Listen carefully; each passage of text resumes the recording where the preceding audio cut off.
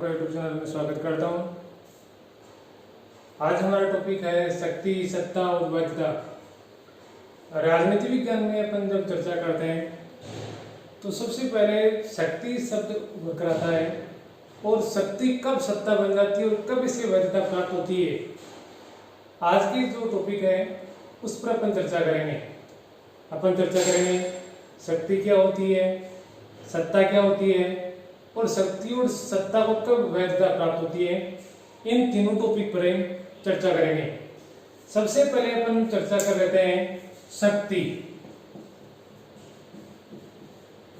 शक्ति को अंग्रेजी में पावर कहा जाता है और पावर शब्द को अपन अच्छे से जानते भी हैं कि कब शक्ति है। इसका प्रयोग जब एक प्राधिकारवान व्यक्ति करता है तो उसका प्रयोग करने के बाद वो किस प्रकार से उसका सही संचालन कर पाता है। देखिएगा, शक्ति राजनीति विज्ञान की मूल अवधारणा रही है। शक्ति प्रारंभ से ही जब राजाओं का शासन हुआ करता था उस समय से ही मूल अवधारणा रही है, क्योंकि राज्य का संचालन करने के लिए शक्ति की आवश्यकता होती है। दोबारा सुन लीजिएगा, शक्ति राजनीति विज्ञान की मूल अवधारणा है क्योंकि राज्य का संचालन करने के लिए शक्ति की आवश्यकता होती है। प्राचीन समय में जब प्राचीन काल की जब बात करते हैं, प्राचीन समय में शक्ति किस प्रकार की थी वो देखिएगा। प्राचीन समय में सैनिक शक्ति, आप महाभारत के बारे में चर्चा कर लीजिए या उसके बाद में जो शासक हुए हैं, चाहे मुगल काल हो, चाहे आपका ये खिलजी वंश हो, चाहे दूसरे जो वंश हुए हैं, शेर वंश हुआ है या चोल वंश हुआ है, इनकी चर्चा कर लीजिए। आप एक कॉमन चीज देखते हैं कि उस समय जो सबसे जो मुख्य चीज रही है वो थी सैनिक। जिसके पास सैनिक शक्ति अधिक होती थी वह व्यक्ति शक्तिशाली माना जाता था, जिसके पास सैनिक शक्ति कम होती वह कमजोर शासक होता था। तो अपन बात कर रहे हैं कि जब प्राचीन समय में सैनिक शक्ति महत्वपूर्ण समझी जाती थी, जबकि वर्तमान समय में सैनिक शक्ति के अलावा राजनीतिक शक्ति पर विशेष जोर दिया जाता है। राजनीतिक शक्ति पर विशेष जोर दिया जाता है। अपन कुछ राजनीतिक विचारकों के बारे में बात करेंगे जिन्होंने शक्ति के बारे में अपने अपने विचार है वो व्यक्त किए हैं। जैसे कि अपन बात करते हैं मैकियावेली के बारे में आपने सुना होगा। द प्रिंस इनकी पुस्तक भी थी। द प्रिंस, इन्होंने एक पुस्तक लिखी थी द प्रिंस। तो ये यूरोपियन राजनीतिक विचारक हैं और इन्होंने यूरोपियन चिंतन की जब बात करते हैं तो मैकियावेली को प्रथम में शक्तिवादी विचारक माना जाता है कि पहला शक्तिवादी विचारक कौन है। तो आप कह सकते हैं मैकियावेली है, जिन्होंने शेर जैसी राजा के बारे में सोचा कि उस किस प्रकार का होना चाहिए। उसने बताया कि शेर के समान होना चाहिए और वह चालाक लोमड़ी की तरह होना चाहिए, ऐसे कुछ बताया है मैकियावेली ने। लेकिन अपन को सिर्फ जो ये शक्तिवादी विचारक है उसके बारे में बात कर रहे हैं कि मैकियावेली को यूरोपियन चिंतन में प्रथम शक्तिवादी विचारक माना जाता है। और देखते हैं इसमें हॉब्स के बारे में आप लोगों ने सुना होगा। हॉब्स का नाम जब इंग्लैंड का शासक इंग्लैंड का राजनीतिक विचारक है और ये जो इंग्लैंड का टॉमस हॉब्स, नाम टॉमस हॉब्स है। टॉमस हॉब्स ने अपनी पुस्तक लेवियाथन में 1651 ईस्वी में इनकी पुस्तक है लेवियाथन, और इस लेवियाथन की रचना हुई है 1651 में प्रकाशित हुई थी। तो इंग्लैंड के टॉमस हॉब्स ने अपनी पुस्तक लेवियाथन में 1651 में राज्य और शक्ति के महत्व को स्पष्ट किया था कि राज्य क्या होता है और राज्य का संचालन करने वाला जो शासक है उसकी शक्ति किस प्रकार की होगी। तो उसने राज्य और शक्ति के बारे में अपनी जो पुस्तक है लेवियाथन है इस पर प्रकाश डाला था। आगे चलिए अपन बात करते हैं चार्ल्स मेरियम की। चार्ल्स मेरियम के बारे में क्या कहते हैं। एक तो आप इसको याद रखिएगा, परीक्षा में कई बार परीक्षा में प्रश्न पूछ लिया जाता है, आधुनिक राजनीति का प्रेरणा कौन है। आधुनिक राजनीति का प्रेरणा कौन है? तो आधुनिक राजनीति का प्रणेता चार्ल्स मेरियम है। आधुनिक राजनीति के प्रणेता चार्ल्स मेरियम ने भी शक्ति को परिभाषित किया था, यानी कि चार्ल्स मेरियम ने भी शक्ति के बारे में बताया था। तो अपने बात की मैकियावली का, लेवियाथन का, चार्ल्स मेरियम का, तो इन लोगों ने भी क्या किया है कि समय समय पर शक्ति को परिभाषित करने का प्रयास किया है। इनके अलावा भी कई राजनीतिक विचारक और भी हैं जिन्होंने शक्ति के बारे में बताया, जैसे कि बात करें कैटलिन है, लासवेल है, कैप्लान है, मॉर्गेनथाउर, इन लोगों ने भी समय समय पर शक्ति को बताने का प्रयास किया है। जब बात करते हैं अपने कैटलिन, लासवेल की, तो कैटलिन जो एक राजनीतिक विचारक है, ये शक्ति का प्रमुख है, प्रतिपादक भी माना जाता है। और इस कैटलिन ने शक्ति के बारे में क्या बताया, देखिए कैटलिन ने राजनीति विज्ञान को शक्ति के विज्ञान के रूप में परिभाषित किया है। कैटलिन ने राजनीति विज्ञान को शक्ति के विज्ञान के रूप में परिभाषित किया है, यानी कि जिस व्यक्ति, यानी जब राजनीति होती है तो राजनीति में यदि शक्ति नहीं है तो राजनीति किसी काम की नहीं है, राजनीति में शक्ति का होना आवश्यक है। तो कैटलिन क्या मानते हैं कि राजनीति विज्ञान, यदि राजनीति विज्ञान के बारे में पढ़ रहे हैं तो अपन उसमें शक्ति के बारे में पढ़ेंगे, यानी राजनीति विज्ञान और शक्ति आपस में जुड़े हुए हैं। तो कैटलिन क्या बोलते हैं कि राजनीति विज्ञान को शक्ति के विज्ञान के रूप में परिभाषित किया, और उन्होंने बताया, क्या बताया कि राजनीति प्रतियोगिता का ऐसा क्षेत्र है, राजनीति एक क्षेत्र बता रहा है कि राजनीति भी एक क्षेत्र है जिसमें अनेक प्रतियोगी भाग लेते हैं। तो राजनीति क्या बता है, क्या बता रहा है कैटलिन ने कि राजनीति प्रतियोगिता का ऐसा क्षेत्र है जिसमें शक्ति प्राप्ति के लिए, यानी शक्ति को प्राप्त करने के लिए व्यक्तियों के बीच निरंतर संघर्ष चलता रहता है। तो इसको आप अच्छे से समझते भी होंगे। आज हमारी जब सरकारें बनती हैं, अनेक राजनीतिक दल हैं और उन राजनीतिक दलों में प्रतियोगिता चलती रहती है, कौन सा दल अधिक से अधिक सीटें प्राप्त करें, अधिक से अधिक सीटें प्राप्त करके अपनी सरकार बनाए। कांग्रेस हो चाहे भाजपा हो चाहे अन्य राजनीतिक दलों, सभी में ये प्रयास चलता रहा, उनके बीच में एक प्रतियोगिता चलती रहती है और कौन सर्वोच्च पद को प्राप्त करे। तो ये क्या बता रहा है कैटलिन बता रहे हैं कि राजनीति विज्ञान को एक तो शक्ति के विज्ञान के रूप में परिभाषित किया, पूछ लिया जाता है कि राजनीति विज्ञान को शक्ति के रूप में कौन परिभाषित करते हैं, तो आप बताएंगे कैटलिन।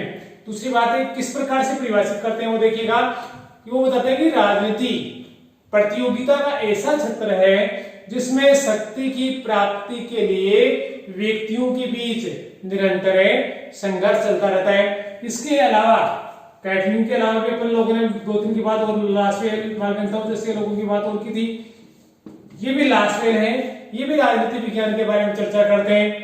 इनकी पुस्तक है कौन सी, कौन कब क्या कैसे प्राप्त करता है, पुस्तक का नाम है कौन कब क्या कैसे प्राप्त करता है।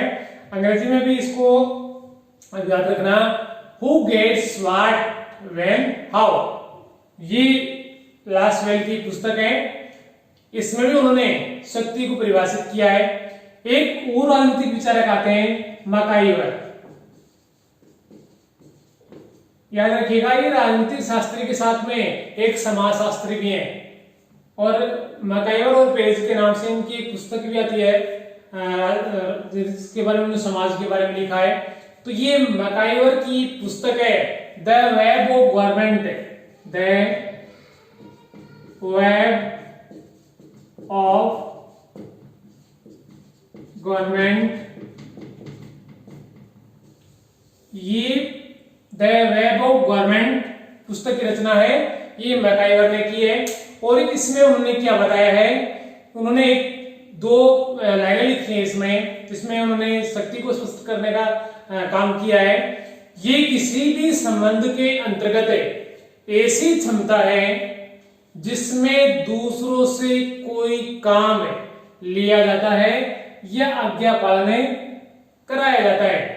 किसकी बात कर रहा है, शक्ति के बारे में बात कर रहा है, कौन, MacIver. The web of government पुस्तक है, वो लिखते हैं कि शक्ति किसको बोलेंगे, सीधी सी बात है, वो सारी परिभाषाएं पढ़ ली लेकिन शक्ति इसी तरीके से समझ में नहीं आई।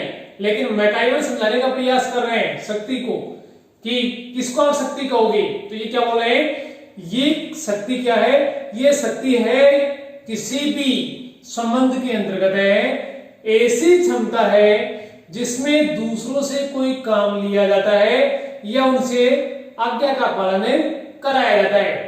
ठीक है, कौन कहते हैं ये? मैकाइवर कहते हैं। इनके अलावा एक परिभाषा को देख लेते हैं, ऑर्गेन्स्की।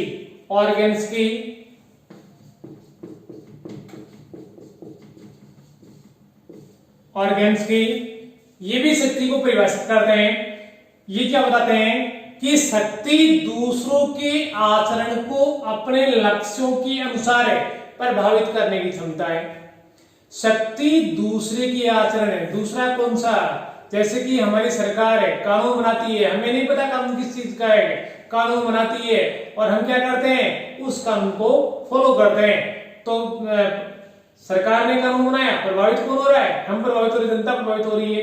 तो क्या, दोबारा सुनिएगा, ऑर्गेनिक्स क्या बोलते हैं कि शक्ति दूसरे के आचरण को अपने लक्ष्यों के अनुसार प्रभावित करने की क्षमता है। सरकार ने कानून बना लिया, सरकार का कोई लक्ष्य है कि इस लक्ष्य को प्राप्त करना है और इसको लागू करके, जनता पर लागू करके जनता को इस ओर मोड़ने का काम है। जैसे कि अपन देखते हैं कि सरकारी कानून बनाते हैं कि सड़कों के बाईं ओर चलना चाहिए और हम उसका पालन करते भी हैं, बहुत सारे लोग होते हैं उसका पालन नहीं करते हैं।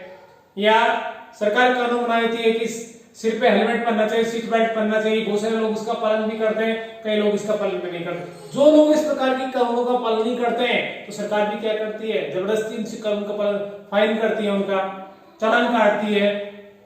यानी कि सरकार ने जो कानून बना दिया, सरकार ने जो लक्ष्य तय कर लिया, हमें उनके अनुसार ही चलना है। इसका मतलब अपन कहेंगे कि सरकार के पास क्या है? शक्ति है, पावर है, जैसा चाहे वैसा हमसे करवा सकती है।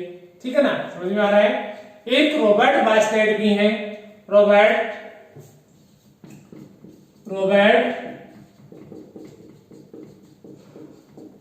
बास्केट, ये भी शक्ति को परिभाषित करते हैं कि शक्ति बल प्रयोग की योग्यता है।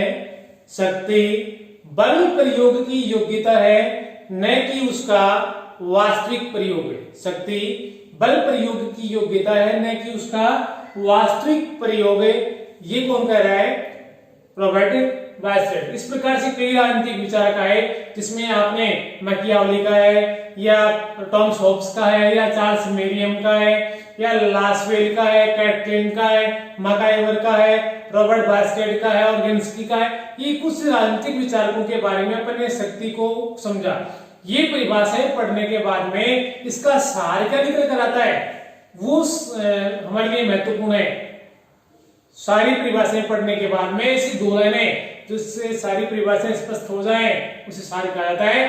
तो देखिए, इन परिभाषाओं से इसका जो निचोड़ निकल कर आता है वो देखिएगा, जिसके पास शक्ति है, यानी कि जो प्राधिकारवान व्यक्ति है, जो की शक्ति रखता है, जिस व्यक्ति के पास शक्ति है वह दूसरों के कार्यों, व्यवहारों और विचारों को अपने लक्ष्यों के अनुकूल बना सकता है।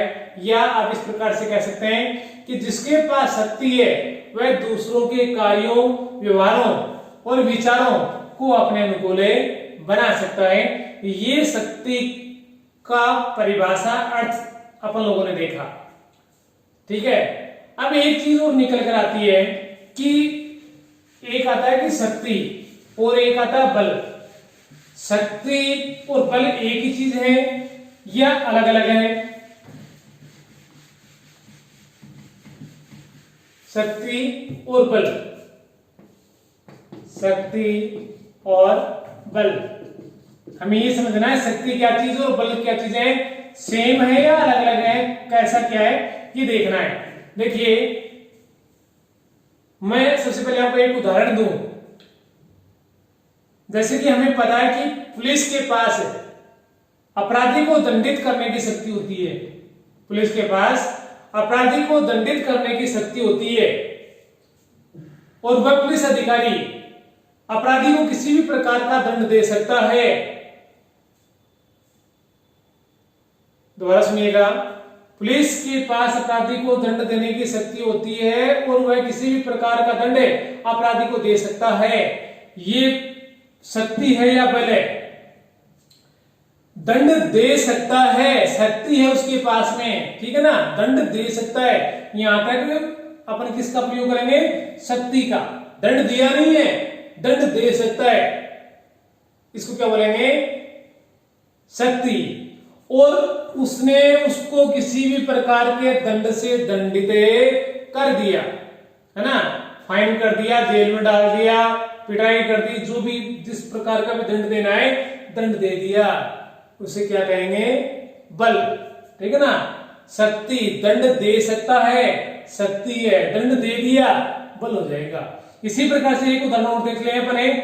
विद्यालय में एक अध्यापक है, कक्षा में पढ़ा रहा है और किसी कारण से कोई विद्यार्थी शरारत करता है या कक्षा में अनुशासनहीनता कर रहा है, तो उस शिक्षक के पास उस विद्यार्थी को बाहर निकालने की शक्ति है, बाहर निकाल सकता है, उसे कक्षा से बाहर निकाल सकता है। ये क्या है, शक्ति है, कक्षा से बाहर निकाल दिया, बल हो जाएगा। कक्षा से बाहर निकाला नहीं है, निकाल सकता है लेकिन निकाला नहीं है, शक्ति है, निकाल दिया, बल हो जाएगा, ठीक है।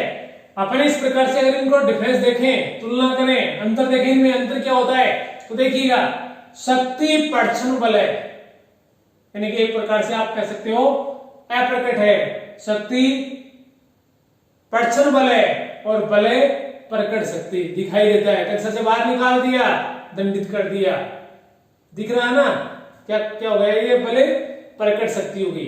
यानी कि आप कह सकते हो कि शक्ति है वो तो कैसा है, अप्रकट तत्व है, शक्ति अप्रकट तत्व है और बल क्या है, प्रकट तत्व है, ठीक है, समझ में आ गया होगा आप लोगों के। अब एक चीज और देख लें, शक्ति और प्रभाव। शक्ति और प्रभाव में अंतर, शक्ति में कौन सी चीज आती है, प्रभाव में कौन सी चीज आती है, देखिएगा कई बार परीक्षा में इस प्रकार के कोई 2-4 अंतर पूछ लेते हैं। ये टॉपिक बीए में भी है, 12वीं कक्षा में भी है और जो तैयारी करने वाले स्कूल लेक्चरर का है उसके सिलेबस में भी है ना। तो ये जो चीजें हैं आप साथ में देखते रहें। शक्ति और प्रभाव में अंतर की जब बात करते हैं तो देखिएगा एक अंतर तो दोनों में छुपा हुआ है। शक्ति प्रभाव को उत्पन्न करता है और प्रभाव है शक्ति को उत्पन्न करता है। शक्ति प्रभाव को उत्पन्न करता है और प्रभाव है शक्ति को उत्पन्न करता है। शक्ति दमनात्मक होती है, यानी कि शक्ति दमन करती है, पुलिस पकड़कर ले जाएगी, है ना। शक्ति पुलिस पकड़कर ले जाएगी, जेल में डाल देगी, यानी पहले से ही भय लोगों में कि हमारा जो भी करेंगे पुलिस आकर हमारे मामले को दबा देगी। यानी कि दमन करने के बाद जहां पर भी आती है वहां पर ये चीज निकल कर आती है। यानी कि आप कह सकते हो शक्ति दमनात्मक होती है और प्रभाव है मनोवैज्ञानिक होता है। पुलिस पकड़ लेगी, पहले से नहीं करना ऐसा काम कि पुलिस हमें पकड़ कर लेकर चली जाए क्या, तो ये प्रभाव है अपने आप इसमें हो गया, ठीक, उन्होंने मान लिया कि ये काम अपन को नहीं करना है, इससे कुछ गड़बड़े हो सकता है। अपने पढ़ा कि शक्ति प्रभाव को उत्पन्न करता है, प्रभाव शक्ति को उत्पन्न करता है। शक्ति दमनात्मक होती है, प्रभाव मनोवैज्ञानिक होती है। और चर्चा करें, शक्ति का प्रयोग शक्ति का प्रयोग किसी के विरुद्ध उसकी इच्छा के खिलाफ भी हो सकता है। किसका प्रयोग कर रहे हैं अपने, शक्ति की बात कर रहे हैं। मैं क्या चाहता हूं, दूसरे व्यक्ति के पास में कोई पावर है, मैं कुछ भी सोच रहा हूं, कोई मतलब नहीं है, अगर उसके पास में शक्ति है तो वो शक्ति का प्रयोग मेरे खिलाफ भी कर सकता है, मेरी इच्छा के विरुद्ध भी कर सकता है। तो ये किसका विशेषता आ गई, शक्ति। क्या बताया, शक्ति का प्रयोग किसी के विरुद्ध उसकी इच्छा के खिलाफ भी हो सकता है, जबकि प्रभाव है संबंधात्मक होता है। पहले से व्यक्ति को पता है कि इसका परिणाम ये आ सकता है, तो वह उसकी शक्ति को स्वतः ही मान लेगा, उसका विरोध नहीं करेगा। शक्ति अप्रजातांत्रिक होती है, यानी कि शक्ति अपन दबाव डालकर अपनी बात मनवाते हैं शक्ति के द्वारा, जबकि प्रभाव में क्या होता है, प्रभाव में व्यक्ति अपने आप ही दूसरे की बात मान लेता है। इसमें दबाव डाला जाता है, इसमें दिमाग से काम लेता है कि नहीं जो सरकार ने बनाया मेरे लिए उचित ही होगा तो मैं उसको मान लेता हूं। यानी कि आप कह सकते हो कि शक्ति अप्रजातांत्रिक होती है जबकि प्रभाव प्रजातांत्रिक होता है। ठीक है, ये शक्ति और प्रभाव में 3-4 अंतर आपको बताया।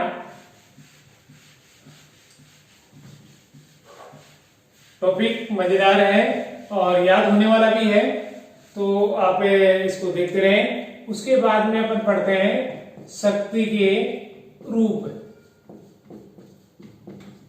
शक्ति के रूप कौन कौन से होते हैं? देखिए, पहला रूप है इसका राजनीतिक शक्ति।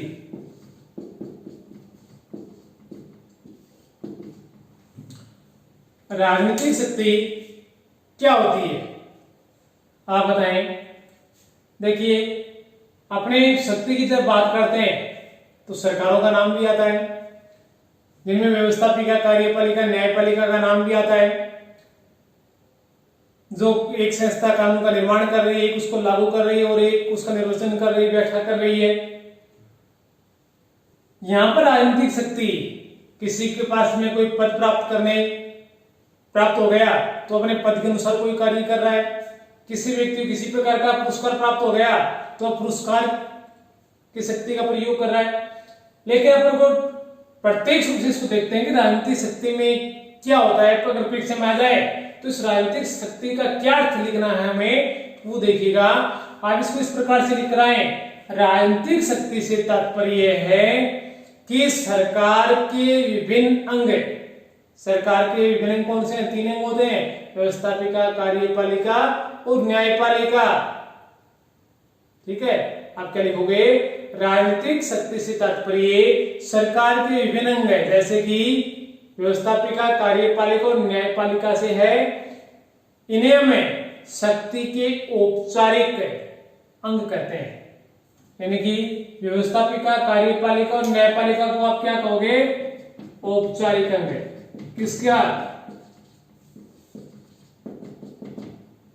शक्ति का। फॉर्मल पार्ट्स, औपचारिक अंग। व्यवस्थापिका, कार्यपालिका और न्यायपालिका ये क्या है? शक्ति के औपचारिक अंग है। अपन राजनीतिक शक्ति के बारे में बात कर रहे हैं। इनके अलावा भी विभिन्न दबाव समूह है, राजनीतिक दल है और प्रभावशाली व्यक्ति भी सार्वजनिक नीतियों को प्रभावित करने का प्रयास करते हैं या प्रभावित करने की क्षमता रखते हैं। ये जो प्रभावशाली व्यक्ति हैं, क्या दबाव समूह हैं, क्या राजनीतिक दल हैं, इन्हें अपन क्या कहेंगे? अनौपचारिक अंग।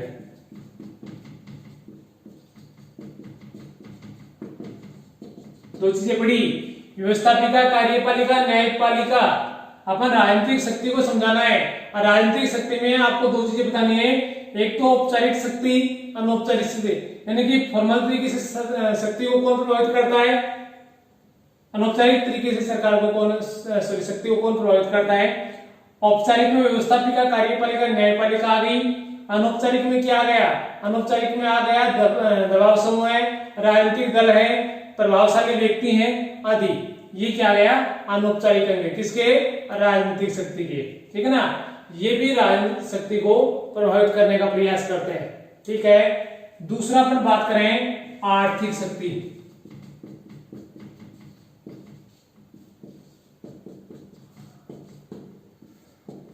यानी कि शक्ति है वो किस प्रकार से, राजनीति से किस प्रकार से व्यक्ति अपनी शक्ति का प्रयोग करता है।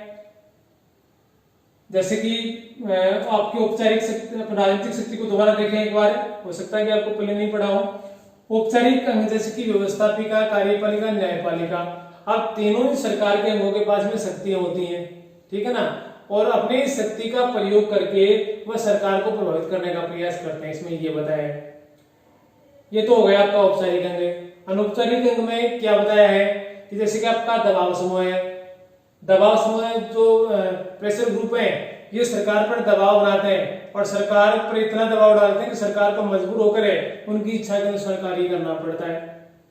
यह विभिन्न राजनीतिक दल है। सरकार जब भी कानून बनाती है उन्हें एक विशेष बहुमत की आवश्यकता होती है और ये राजनीतिक दल है जब सरकार पूर्ण बहुमत के साथ सत्ता में नहीं होती है तो इन विभिन्न राजनीतिक दलों के सहयोग की आवश्यकता पड़ती है और राजनीतिक दल सत्ता का सहयोग नहीं करते हैं तो ये भी राजनीतिक दलों की सत्ता।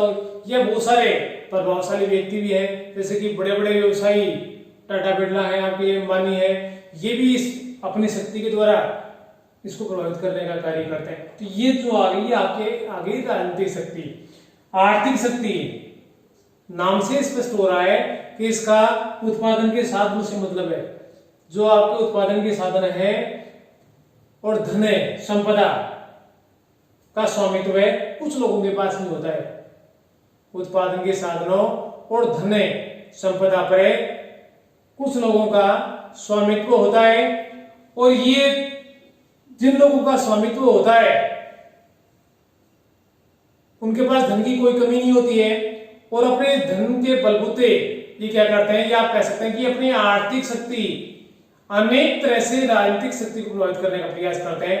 जैसे कि अभी जैसे नाम लिया, आपके बहुत सारे बड़े बड़े व्यवसायी हैं जिन्होंने बहुराष्ट्रीय कंपनियों की स्थापना कर रखी है। मुकेश अंबानी है या आपका टाटा बिरला है या गोदरेज है या अन्य कई बड़े व्यवसायी हैं जो बहुराष्ट्रीय कंपनियों का संचालन करते हैं, जिनके पास में धन की कोई कमी नहीं है और इनके पास उत्पादन के साधनों पर भी इनका स्वामित्व है और धन संपदा भी इनके पास पर्याप्त की आवश्यकता से अधिक है। तो ये भी सरकार को प्रभावित करने का प्रयास करते हैं। जैसे किताब की भाषा से मैं आपको बताऊं तो आर्थिक शक्ति से तात्पर्य है उत्पादन के साधनों और धन संपदा पर स्वामित्व है। आर्थिक शक्ति अनेक तरह से राजनीतिक शक्ति को प्रभावित करती है, अनेक तरह से प्रभावित करती है। व्यक्ति आर्थिक रूप से शक्तिशाली होते हैं, वे राजनीतिक रूप से भी शक्तिशाली होते हैं। यानी कि जिनके पास में धन है वो आर्थिक शक्ति के साथ साथ में राजनीतिक शक्ति से भी परिपूर्ण होता है, प्रभावशाली होता है। और एक और रहता है विचारधारात्मक शक्ति। विचारधारात्मक शक्ति आप इस प्रकार से इसको समझ सकते हैं कि बहुत सारे लोग हैं अपनी एक निश्चित विचारधारा रखते हैं और उस विचारधारा से लोगों को अपने वशीभूत बना लेते हैं और लोग उनकी बात मानने के लिए मजबूर हो जाते हैं। ये इच्छा होती है उनकी बात जो भी बताते हैं उनकी इच्छा के अनुसार कार्य करने की। या कई विचारधारा जैसे कि आप साम्यवादी विचारधारा है, उदारवादी विचारधारा है आदि को लोग भी अपनाते हैं और उस विचारधारा के अनुसार कार्य करते हैं। तो ये भी एक बिना कुछ किए अगर लोग एक विचारधारा से सहमत हैं तो उस विचारधारा के अनुसार ही कार्य करते हैं। तो विचारधारा भी एक शक्ति के रूप में कार्य करती है।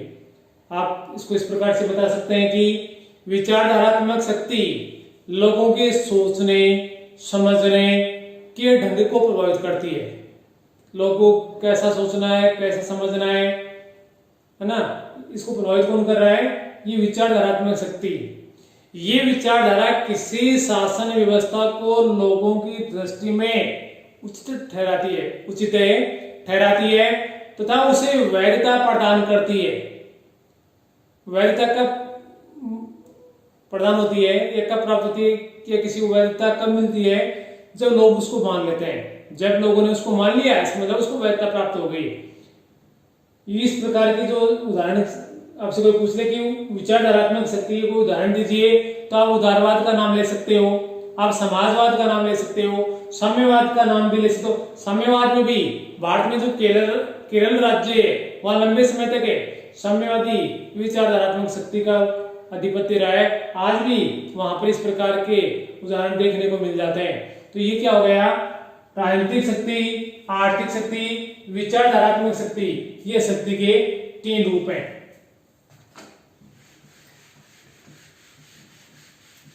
आगे आता है इसमें शक्ति की संरचना। शक्ति की संरचना, स्ट्रक्चर ऑफ पावर, शक्ति की संरचना। इसमें कुछ सिद्धांत बताए गए आपको 4, जिसमें पहला सिद्धांत है वो क्या बताया गया है, वर्ग प्रभुत्व का सिद्धांत, वर्ग प्रभुत्व का सिद्धांत। देखिएगा वर्ग से मतलब क्या है, जहां वर्ग की बात होती है, आपने एक जर्मनी का एक राजनीतिक विचारक है कार्ल मार्क्स, उसका नाम सुना होगा, और उस कार्ल मार्क्स ने जो समाज है उसको 2 वर्गों में बांट दिया था, 2 वर्गों में बांट दिया था। एक को वह बोलता है बुर्जुआ वर्ग, और एक को बोलता है सर्वहारा वर्ग। बुर्जुआ वर्ग कौन है, पूंजीपति, और सर्वहारा कौन है, श्रमिक वर्ग। ठीक है ना। पूंजीपति ये कह रहा है कि समाज में ये वर्ग प्रभुत्व का जो सिद्धांत है कार्ल मार्क्स का दिया हुआ है, और ये मानता है कि समाज में 2 वर्ग पाए जाते हैं, एक बुर्जुआ वर्ग और एक सर्वहारा वर्ग। ये बुर्जुआ वर्ग है, ये पूंजीपति यानी उत्पादन के साधनों पर है, इस बुर्जुआ वर्ग का आधिपत्य होता है, जबकि सर्वहारा वर्ग है इनका शोषण होता है, ये शोषण करने वाला है, ये शोषित है। तो क्या कह रहा है कि कार्ल मार्क्स, यानी कि आप कह सकते हैं कि ये जो वर्ग प्रभुत्व का सिद्धांत है ये मार्क्सवाद की देन है, जिसके अनुसार है समाज 2 विरोधी वर्गों में बंटा होता है, एक ताकतवर है बुर्जुआ वर्ग होता है, और दूसरा दुर्बल है सर्वहारा वर्ग होता है। दोनों के बीच में लगातार संघर्ष चलता रहता है, और संघर्ष के परिणाम स्वरूप कार्ल मार्क्स का मानना था कि एक समय ऐसा आएगा जब ये बुर्जुआ वर्ग समाप्त हो जाएगा और चारों ओर केवल एक वर्ग शेष रहेगा, सर्वहारा वर्ग। लेकिन ये बात की बात थी। मार्क्सवाद के अनुसार व्यक्ति का प्रत्येक कार्य आर्थिक स्वार्थ से किया जाता है, यानी कि प्रत्येक व्यक्ति है या प्रत्येक वर्ग है धन उत्पादन में लगा रहता है, अधिक से अधिक धन प्राप्त करने की लालसा में लगा रहता है, जिसके कारण समाज में जो 2 वर्ग बने हुए हैं, गरीब और अमीर, उनके बीच की खाई कभी भी पाट नहीं या खाई भरी नहीं जा सकती है, क्योंकि दोनों ही वर्ग है, पूंजीपति और अधिक पूंजीपति बनता चला जाता है, और गरीब चूंकि श्रमिकों का शोषण होता है इसलिए श्रमिक और अधिक गरीब बनता चला जाता है। यानी कि आप ये दोबारा देख लीजिएगा, वर्ग प्रभुत्व का सिद्धांत मार्क्सवाद की देन है, जिसके अनुसार समाज 2 विरोधी वर्गों में बंटा हुआ है। 2 विरोधी वर्ग कौन से हैं, एक बुर्जुआ वर्ग और एक सर्वहारा वर्ग। दोनों के मध्य लगातार संघर्ष चलता रहता है। मार्क्सवादियों के अनुसार व्यक्ति का प्रत्येक कार्य आर्थिक स्वार्थ से किया जाता है। उसके बाद में अगला सिद्धांत आता है विशिष्ट वर्गीय सिद्धांत।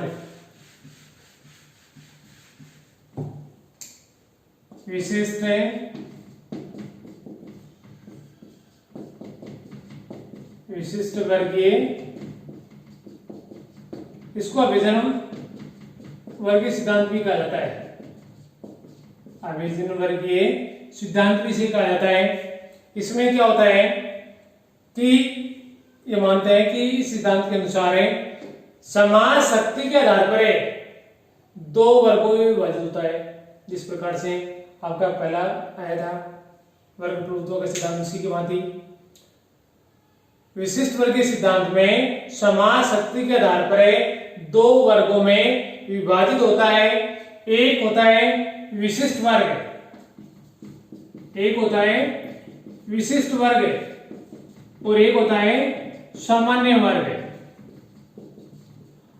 अब मैं आपको थोड़ा सा इसको बताऊं तरीके से कि आप विशिष्ट वर्ग में किसे शामिल करोगे। जैसे आपके नेता, डॉक्टर, वकील, उद्योगपति, व्यवसायी, इंजीनियर, है ना। इसी प्रकार की अनेक, जैसे कि विद्यालय महाविद्यालय में पढ़ाने वाले प्रोफेसर है आदि बहुत सारे नाम आप गिना सकते हो, ये विशिष्ट वर्ग के लोग होते हैं। जबकि सामान्य वर्ग में क्या आता है, इसमें तो एक ही नाम आता है, जनता। यानी कि सामान्य जनता के लिए जो कानून बनाने वाले कौन है या इन पर शासन करने वाले, ये कुछ लोग हैं, विशिष्ट लोग हैं, कुछ खास लोग हैं, ये आम लोग हैं। ये खास है, ये आम है। ये आम कौन है, जनता है। ये खास कौन है, ये विशिष्ट वर्ग है। ये थोड़े से लोग हैं जो अधिकांश जनता पर शासन करते हैं। इस सिद्धांत के अनुसार ये वर्ग विभाजन है। वर्ग विभाजन कौन सा, विशिष्ट वर्ग और सामान्य वर्ग है। ये वर्ग विभाजन केवल आर्थिक आधार पर ना होकर अन्य आधारों जैसे कुशलता, संगठन क्षमता, बुद्धिमत्ता, प्रबंध क्षमता, नेतृत्व क्षमता आदि का एक छोटा वर्ग उभर कर, ये छोटा वर्ग, एक छोटा वर्ग उभर कर और क्या करता है, शासन करता है। दोबारा सुन लीजिएगा। विशिष्ट वर्ग जो सिद्धांत है उसके अनुसार भी शासन शक्ति के आधार पर दो वर्गों, शक्ति के आधार पर दो वर्गों में विभाजित होता है। एक विशिष्ट वर्ग होता है, एक सामान्य वर्ग होता है।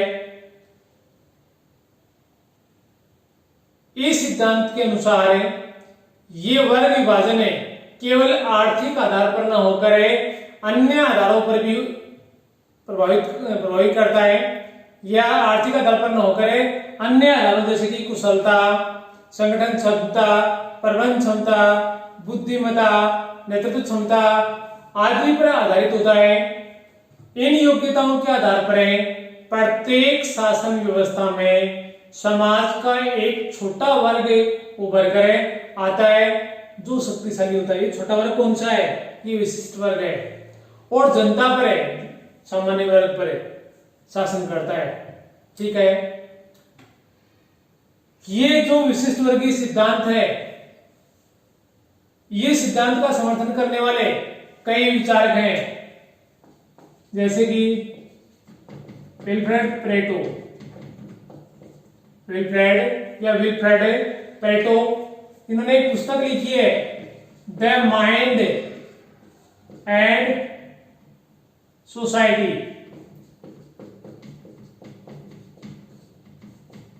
The mind and society Wilfred Pareto की है, और इस पुस्तक में उन्होंने ये विशिष्ट वर्गीय सिद्धांत की चर्चा की है। इनके अलावा गीतानो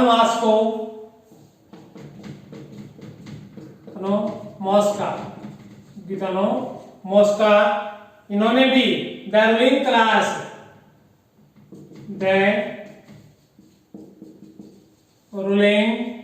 क्लास नाम की पुस्तक की रचना की है।